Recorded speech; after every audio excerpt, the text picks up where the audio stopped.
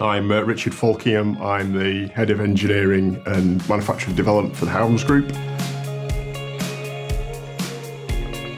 As a professional chartered engineer myself and a number of my colleagues, it's a great opportunity to give back our skills and experience, bringing in young, talented people and developing them.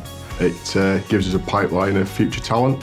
By doing the industrial placements with the universities, it gives us an opportunity to see talented young engineers early in their career with a view to bringing them into the business at a later stage. Clearly, as engineers, we're looking for academic talent, but that's not the primary thing we look for. It's important when you're coming into the work environment. We work as a team. I've got plenty of talented individuals, but as individuals, we're not successful. We're successful when we're a team. So we look for people who can fit into the team. So it's as much about their personal characteristics and their interest for engineering, that they've got a passion for all things engineering and that they can socialise. And it's just finding people who fit and can form part of that team and contribute and make a difference. Do your research in the company. What do they make? What do they do? What are they about? What's their technology? So you've got an understanding of that.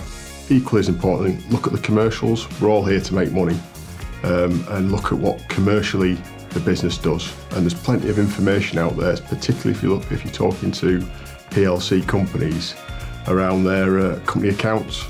You look at Howden's.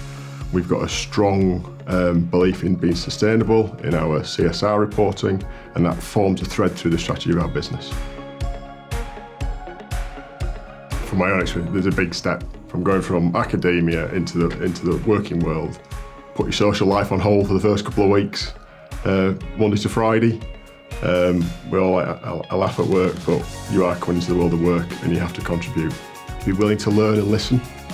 When you start in the world of work, your academic qualifications are just a fraction of your capability and importance. It's all about the experience you'll build over those first 3 years of your working life.